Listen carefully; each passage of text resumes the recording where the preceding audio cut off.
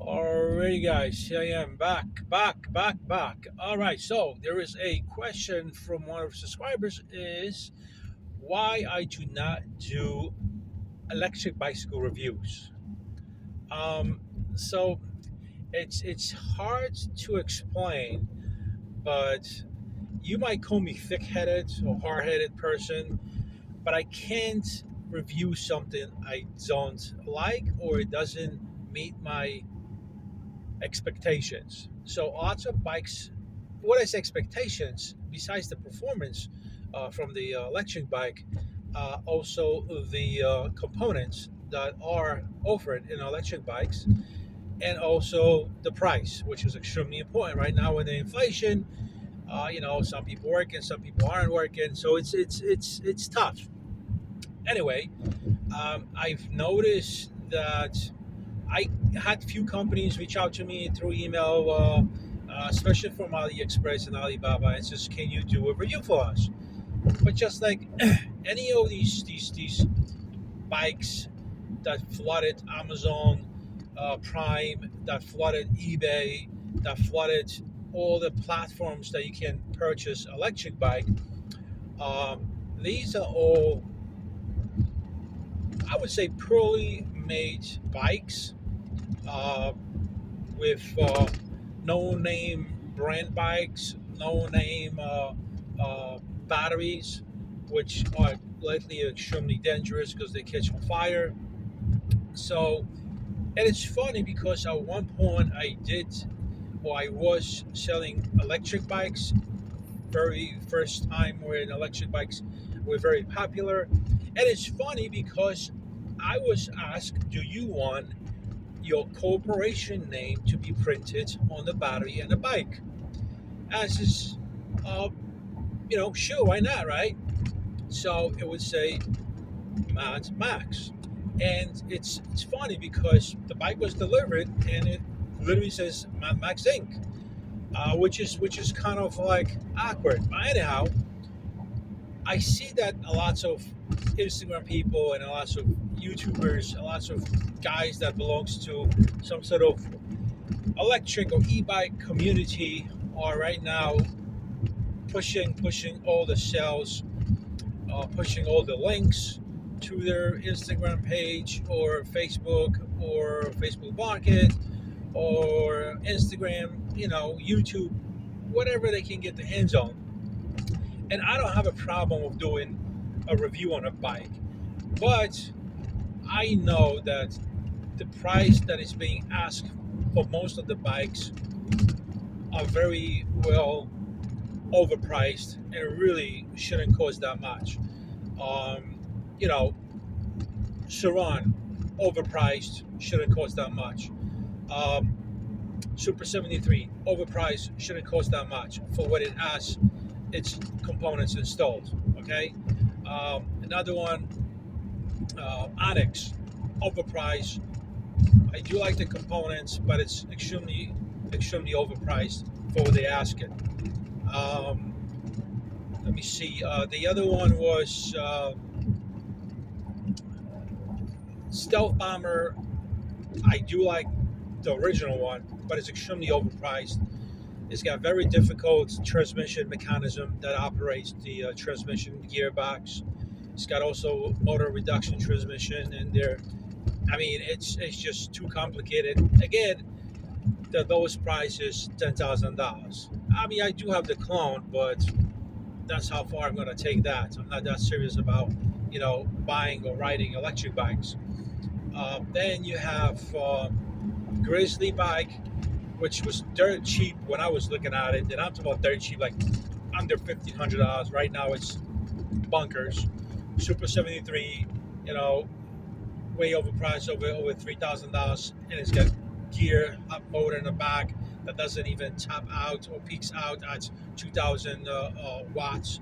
It's got a 48-volt battery. It's crazy. A 48-volt battery to put it in a shock box, and I mean, it costs pennies from China, and that's where all these bikes are coming. Bofane, all these guys are coming from there.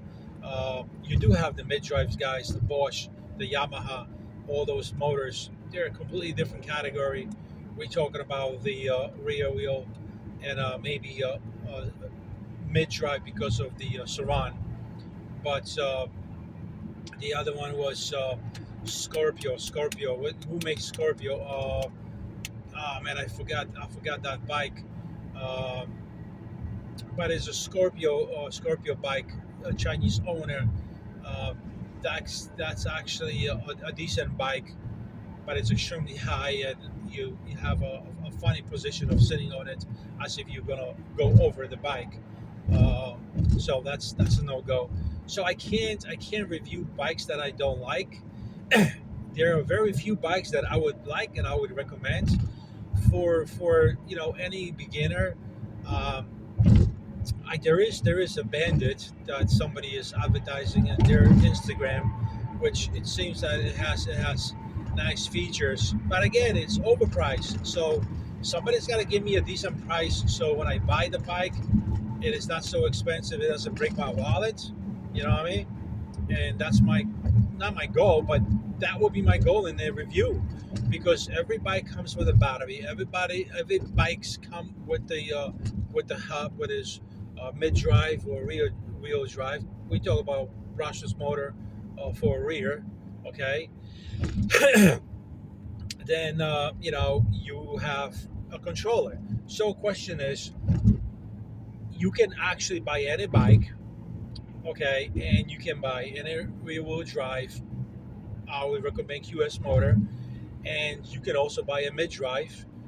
But in rear wheel drive, this is probably what I would be ever reviewing, saying that if you purchase separately the battery, rear wheel drive or rear hub, and also a controller, you're going to be totally fine. You can change these components in and out any given time and make it better, faster, stronger.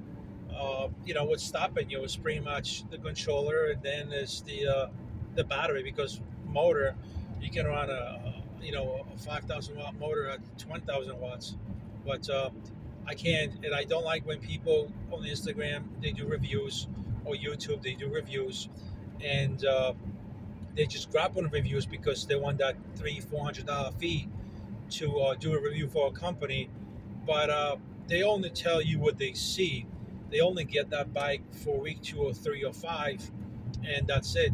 The longevity on these bikes, nobody knows what they are. And even though I build my bike, I always have some sort of problem, a hiccup, because these bikes are complicated. If Even if you know what you're doing, because I know what I'm doing, I know what's happening, but I still got to reach out to Tony and ask him, dude, what do you think? You still want the second opinion. So it's easy to put out a video, collect your so-called viewers fee, and move on to another bike. So you're going to do a review on all these bikes, but which bike would you recommend without any doubt? Is there a bike that is as is and has no doubts to it? uh, you know Tony's got a good bike, I got a decent bike. It's not how fast the bike goes, it's how you enjoy the ride on that bike. But I don't want and I don't need anybody to do a review and tell me you should get it, and there is my link. So they get the review money, and they also get the percentage kickback from sales. If anybody buys the bike, that 5-10% goes over to the person that did the review. So in a way, I understand everybody's doing this for money, but I also want to do things for money. But I want to be honest. I want to have the integrity, and I want to have the stable, I would say, viewing percentage, where everybody says, like, when you go to this channel, you get the raw truth of what the market is all about. I also noticed that now everybody is doing group rides and they belong to a group, and it's like, I called it. What is the difference between that group ride and a gang on a motorcycle?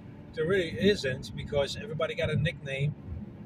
Everybody's got some sort of leather jacket with the same logo that is obvious, and then they with the electric bike community. I noticed that there's a company, or there's a group, or some sort of things like that. I can't really say for legal reasons who it is and what it is. But if you do 10,000 miles, you get a patch. If you do $20,000, you get a patch. So now it's becoming like kind of like a race for, let me do more miles, and I'm going to be better than him. I'm going to have more miles than him. I'm going to have more patches than him, and it's becoming a race. It's no longer becoming a hobby, because it was never a sport, because you're not pedaling, so it's not a sport. It's considered to be a hobby. But now you're so hungry, because all these guys, they get the views, they get the reviews, and they get the subscribers to their channel, because they do group meets, and I say, hey, why don't you subscribe to my channel, subscribe to yours, sub for sub and things like that. It was done years ago, but I'm not into that. I'm into more of a quality channel, and not. I'm not. I don't want to be the follower. I want to. I want to be completely the leader of what's happening in my channel. So yeah, I won't be doing any bike reviews unless I really step on a nice bike that I think is worth mentioning. There are a few reviews that I have done, and they were under $1,500 with great features, and very capable of building the bike with different components, 150% better components, but yet still light, and good suspension frame. You know. Anyway, I do have a surprise coming up. I don't know if I'm going to be able to get it together. It's already dark as it is, so I don't know if I'm going to be able to work on that bike. But definitely getting ready for next season. I got a few more things to do, a few more projects that I will videotape, because I do, guys, want you to experience that with me. How to get certain things done in your bike, or crucial situations. Otherwise, you would have to, replace the entire component, like your frame, like your rear hub, like your wheel spokes, and so on and so forth. So these projects, they are coming up. I will be videotaping them. I do have a great spotlight from Tony. Appreciate that, Tony, if you're watching. And it's definitely to nice uh, kind of gift, which I can't say enough. It's always nice to have somebody helping you out, supporting. So I'm hoping for the same thing from you guys supporting this channel. I do have a PayPal link. Your donation is extremely appreciated. Whatever it is that you would love to donate for the channel to keep moving, and keep shitting out the content that you guys enjoy. Until then, make sure you stay nice and warm, and be very careful riding in this cold weather. Until next time, take care.